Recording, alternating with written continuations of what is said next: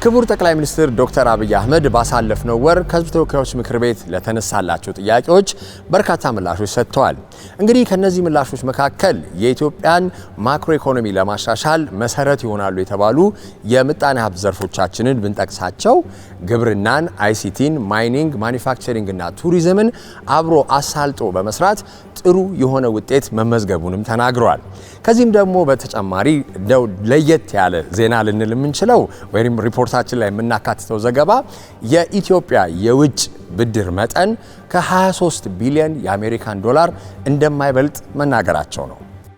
ከ4 እስከ 4.5 ቢሊዮን ዶላር የሚጠጋ የዕዳ ሽግሽግ ተደርጓል። ይህ ታላቅ ድል ነው፣ የሪፎርሙ ውጤት ነው። ዕዳን በሚመለከት ኢትዮጵያ በከፍተኛ ዕዳ ውስጥ ትገኛለች የተባለው እውነት ነው፣ ግን በንጽጽር እና በቁጥር ማየት ጠቃሚ ይመስለኛል።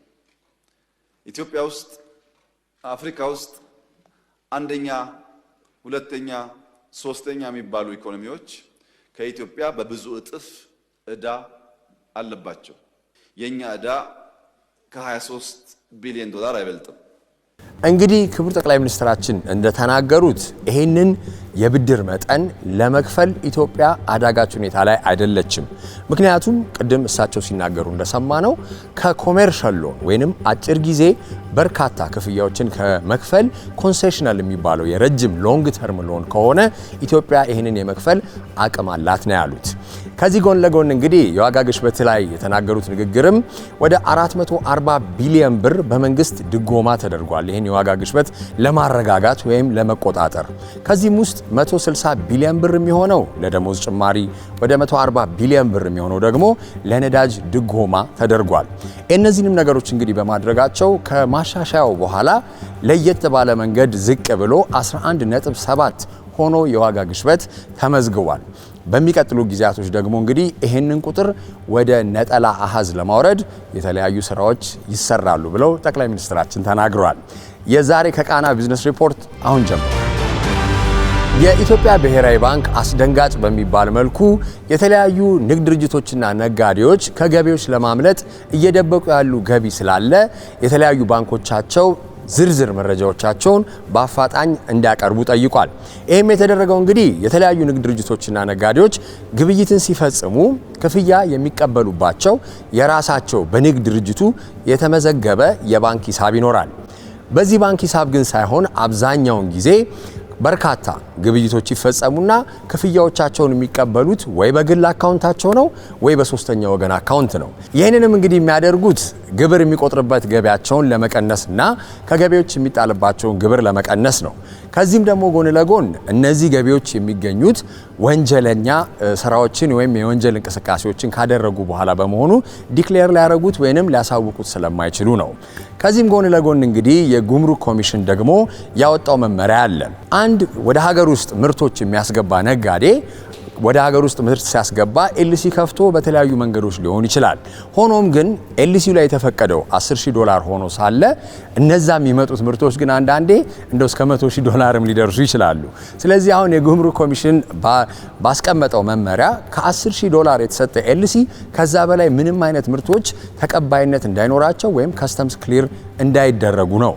ይህንንም ሲደረግ ታዲያ ለምንድነው በተለያዩ አይነት ሁኔታዎች የብላክ ማርኬት ወይንም የፓራሌል ማርኬት ምንላቸው አሉ አይደለ? በፓራሌል ማርኬት የሚገኙ የውጭ ምንዛሬዎችን ተጠቅመው ነጋዴዎች ወደ ሀገር ውስጥ ምርት እንዳያስገቡ ነው። በርካታ የገንዘብ አስተላላፊ ተቋማት ህጋዊ በሆነ መንገድ ሰርተው ዘላቂነት ያለው ቢዝነስ ውስጥ እንዲቆዩ ነው የመከርናቸውም። ይሄንን ነው የአጭር ጊዜ ትርፍ ሳይሆን የረጅም ጊዜ ቢዝነስ እይታ እንዲይዙ ነው። በሌላ በኩል ግን ደጋግመን ብናነሳም ከህገወጥ ስራ ደግሞ ያልተቆጠቡ እንዳሉ አይተናል። ለነዚህ የመጨረሻ ማሳሰቢያ መስጠት ነው የምፈልገው። ብሔራዊ ባንክ ሰፊ ዝግጅት አድርጓል። ከጸጥታ ተቋማት ጋር በመነጋገር የብሔራዊ ባንክ ህግ፣ የታክስ ባለስልጣኑን ህግ አጣቅሰን በተለይ የቴሮሪዝም ፋይናንሲንግ ወይም መኒ ላውንደሪንግ የምንለው ላይ የተሰማሩ የተወሰኑ የገንዘብ አስተላላፊ ተቋማት እንዳሉ ደርሰንበታል። እዚህ ላይ በጣም የተናበበ የተቀናጀ ሰፊ እርምጃ ለመውሰድ ነው ያሰብነው። ይሄንን አስቀድመን በግልጽ ነግረናቸዋል። እዚህ ላይ የተሰማሩ ሐዋላ አስተላላፊዎች ይህ የመጨረሻ ማሳሰቢያ መሆኑን አውቀው ጥንቃቄ እንዲያደርጉ አበክሬ ማሳሰብ ፈልጋለሁ። ፕሮግራሙ ተመቻችሁ? ይሄንና መሰል ፕሮግራሞችን ለማግኘት የዛሬ ከቃናን ዩቲዩብ ፔጅ ሰብስክራይብ አድርጉ። እነዚህን ሁለት መመሪያዎች እንግዲህ ሲወጡ የተለያዩ አይነት የፋይናንስ ባለሙያዎች ሀገራችን ላይ ያለውን የብላክ ማርኬት እንቅስቃሴ ከመሰረቱ ሊያጠፋ እየተደረጉ ያሉ ስራዎች ስለሆኑ የሚበረታታ ነው ተብሏል። አሜሪካና ቻይና ለረጅም ጊዜ የተለያየ ሰጣ ገባ ውስጥ ነበሩ። አንደኛውን ብንመለከት እንግዲህ እርስ በርስ የሚደረጉት ንግዶቻቸው ላይ የሚጣሉ ታሪፎች ናቸው። ቻይና ወደ አሜሪካ የምትልካቸው ምርቶች ላይ ከፍተኛ ታሪፍ ይጣላል። አሜሪካም ደግሞ ወደ ቻይና የምትልከው ላይ ትልቅ ታሪፍ። ከዛም ጎን ለጎን ደግሞ እንደዚህ አይነት ሁለት ትልልቅ ሱፐር ኢኮኖሚዎች የሚባሉ ወይንም ትልቅ ምጣኔ ሀብት አቅም ያላቸው ሀገራት በሚጣሉበት ወቅት ዓለም አቀፍ የሆነ የምጣኔ ሀብት እንቅስቃሴ ላይ ትልቅ ተጽዕኖ አለው። ባሳለፍነው ወር ግን የአሜሪካው ፕሬዝዳንት ዶናልድ ትራምፕ እና የቻይናው ፕሬዝዳንት ሺ ጂንፒንግ ሳውት ኮሪያ ቡሳን ውስጥ ተገናኝተው ነበር። ታዲያ የእነዚህ ታላላቅ ሁለት ሀገራት መሪዎች ተገናኝተው በሚወያዩበት ወቅት ለ1 ሰዓት ከ40 ደቂቃ ቁጭ ብለው አውርተዋል። መጀመሪያ አካባቢ ላይ ትራምፕ እንዲያውም እኔና ሺ ጂንፒንግ ያለን ጓደኝነት በጣም ጥሩ ነው ሲሉ ተሰምተዋል። እንዲህ በቀልድ የተሞላ ንግግር ቢመስልም የአሜሪካው ፕሬዝዳንት ዶናልድ ትራምፕ በሆነ ሰዓት ላይ ከቻይና የሚገቡ ምርቶች ላይ 100% የሚሆን ታሪፍ እጥላለሁ ብለው አስፈራርተውም ነበረ።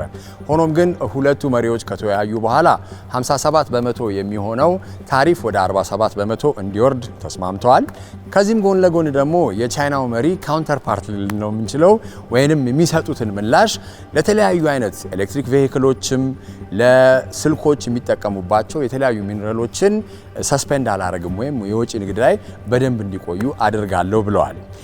ዶናልድ ትራምፕ እና ሺ ጂንፒንግ ተገናኝተው በርካታ የሆኑ የኢኮኖሚክ ንግግሮችንም ውይይቶችንም ካደረጉ በኋላ ትልቅ ተስፋ ያለው አሜሪካና ቻይና የትልቅ ትሬድ አግሪመንት ሊስማሙ እንደሚችሉም ተስፋ አለው ብለው የተለያዩ ሲኒየር ባለሙያዎችም ተናግረዋል። አርቲፊሻል ኢንተለጀንስ ዓለማችንን በጣም እየቀየረ ያለ ነገር ነው። እንደ ፍርሃትም እየተነሳ ያለው የተለያዩ አይነት ስራዎች እንግዲህ እኛንም ጨምሮ ልበል በኤአይ ተተክቶ ሊሰራ ይችላል የሚለው ነው። ከዚህም እንግዲህ በተመሳሳይ ሁኔታ አማዞን ለሁለተኛ ጊዜ 14000 የሚሆኑ ሰራተኞቹን ሊቀንስ ነው። ይህንም እንግዲህ እንደ ምክንያት ያቀረበው ለአርቲፊሻል ኢንተለጀንስ እያደረግነው ያለው ወጪ ወይም ስፔንዲንግ በጣም ከፍተኛ በመሆኑ ይህንን ነገር ሌስ ቢሮክራቲክ ወይንም የተለያዩ አይነት ይሄ አስቸጋሪ የሆኑ ሁኔታዎችን ከስራ ፍሰት ላይ ለማውጣት አስበን ነው በማለት ተናግሯል። እንግዲህ የትኛው ላይ ነው ቢባል አክሮስ ዘ ወርልድ እንግዲህ ዓለም አቀፍ ተደራሽነት ያለው ድርጅት እንደመሆኑ መጠን ህንድን ይነካል ተብሏል። አፍሪካ ላይም የተለያዩ አይነት አውሮፓ ሀገራትም ላይ ሊነካ ይችላል ማለት ነው። የጌሚንግ ደግሞ ዲፓርትመንቱ አማዞን ላይ በደንብ ቅነሳው አፌክት ያደርገዋል ወይም ተጽዕኖ ያሳድርበታል። አርቲፊሻል ኢንተለጀንስ እንግዲህ ያው ሪፖርተሮችም በርካታ የሆኑ ኒውስ ፕሬዘንተሮችም እንደዚህ ራሳቸው ተተክተው ሙሉ ፊልም ሙሉ ዘገባ እየተሰራ ስለሆነ ከመቀየርም በዘለለ እንግዲህ የተለያዩ ስራዎችን ጥያቄ ውስጥ እየከተተ ነው። አማዞንም ይህን ተከትሎ ባሳለፍነው ወር 14000 ሰራተኞችን ሊቀንስ ነው በማለት አስታውቋል።